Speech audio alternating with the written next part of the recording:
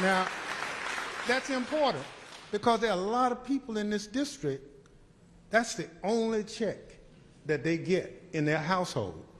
So it's not fair to play with folks' livelihood or their future. And so we're going to do just that. I'll talk about a couple of other things. Education is key to me because all of us, I'm a grandfather, I want my grandchildren to have the best opportunity to be the best that they can be, bar none.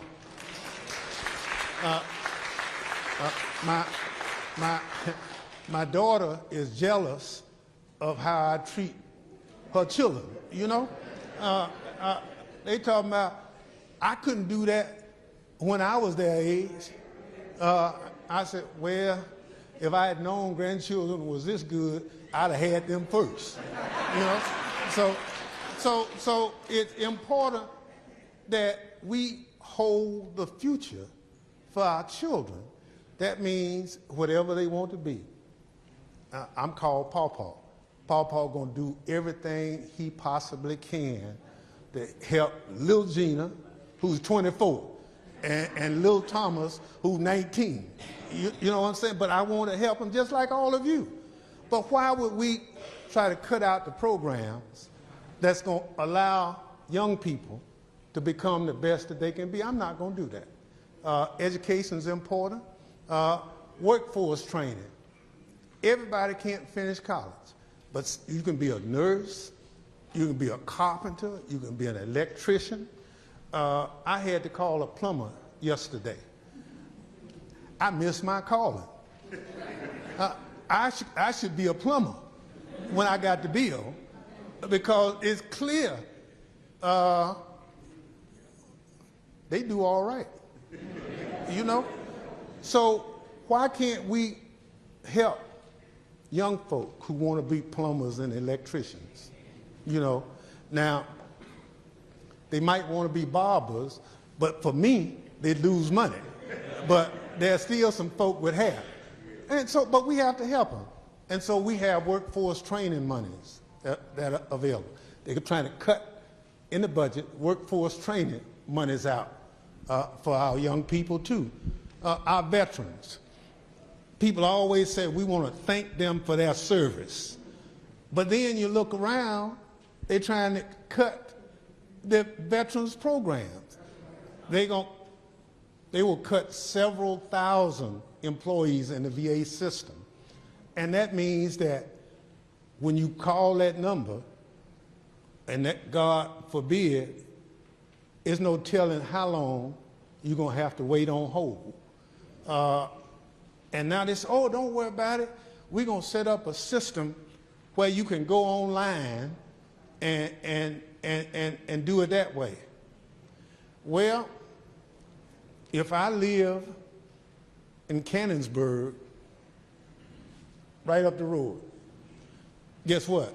I'm going to have a tough time having access to the internet because, you know, just like cell phone service, you know, some places you go, I tell people, look, about a minute, I'm going to have to get off this phone. They say, oh, I'm not through talking. I said, that's not the point. I won't have any service. You won't hear me. And so we have those kind of, and we're trying to clear it up. I'm the only person in the delegation who voted to have internet to the last house. I don't think our children should be straddled with trying to learn and not having access to the internet. So I voted for it, for that to happen. And so there are a lot of programs that we've put in place to get to be number one. And now a lot of those programs are at risk. And so my comment to you tonight, we just passed a budget. In that budget is an $880 billion cut in Medicaid. That's going to hurt a lot of folk. In that budget is reduced monies for our farmers to do their crops. One person said, well, they said they're just going to pause the program. Wait now. If I got a loan at the bank and the program's paused, I can't get the loan. And so we're struggling with that. But we have a lot of good federal employees, and we passed out some of the information. They lost their jobs in some instances because they got promoted. I could work 20 years, get promoted to a higher paying job, and because I wasn't in the job a year, I was called a probationary employee. I didn't get the consideration for the 20 years I had been working.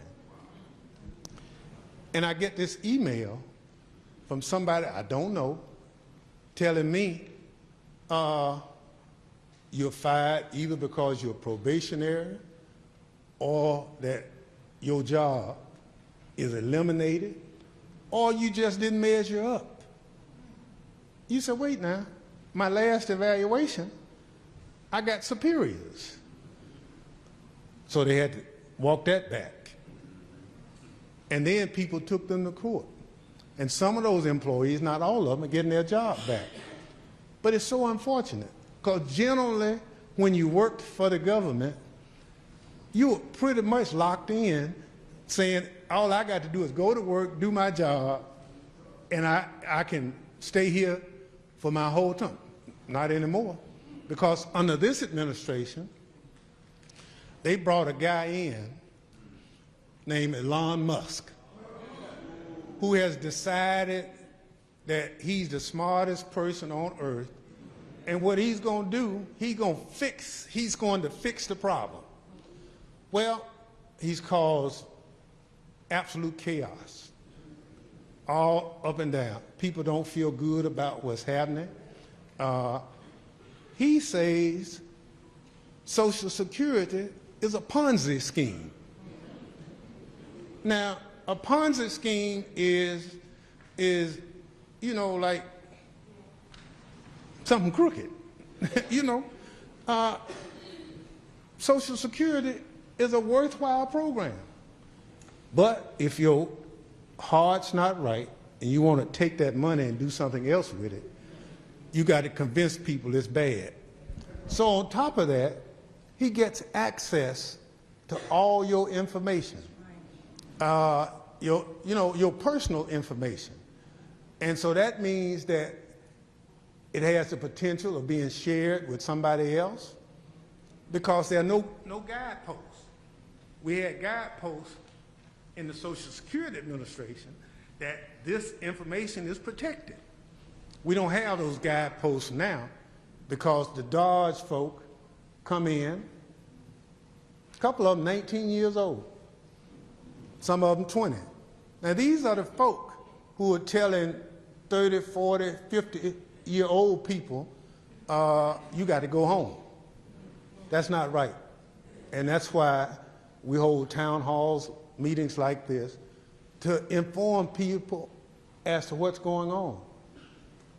And the worst thing is, you know, our country is made up of all kind of people. So now we are saying for you, if you're a woman and you want to register to vote, you got to bring your birth certificate, and your birth certificate has to match your driver's license, even if you got married. You said, wait now. When I was born, I was a baby. You know, when I got married, in most instances, the wife's name changed. So now you are married, and if you want to register and vote, you got to go back and get your birth certificate changed to your married name, not your birth name. So they said, because that's going to help prove citizenship. Come on now. See, because they said, we want to make sure that anyone who votes in America, they are American citizens. So that's why you get your birth certificate, you know, but it's a trick. And it's really unfair because we're the greatest democracy in the world. You know, most areas, if Philip West came to his precinct and said he was Philip Johnson, they said, no, you're not. You're Philip West because I know you. In this district, it's very highly unlikely for somebody to go vote in their voting precinct and somebody working at that table don't know him. I mean, that's just who we are, right?